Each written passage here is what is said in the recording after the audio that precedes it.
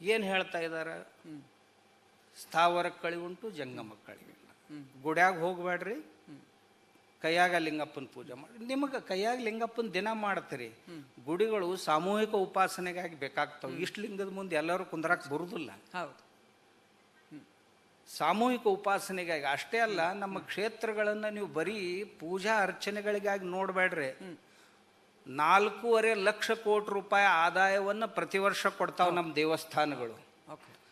ಮತ್ತು ನಮ್ಮ ದೇವಸ್ಥಾನಗಳು 10 ಕೋಟಿಗಿಂತಲೂ ಹೆಚ್ಚು ಜನರಿಗೆ ಉದ್ಯೋಗ ಅವಕಾಶಗಳನ್ನು ಕೊಟ್ಟಿವೆ ನಮ್ಮ ದೇವಸ್ಥಾನಗಳು. ನಿಜ.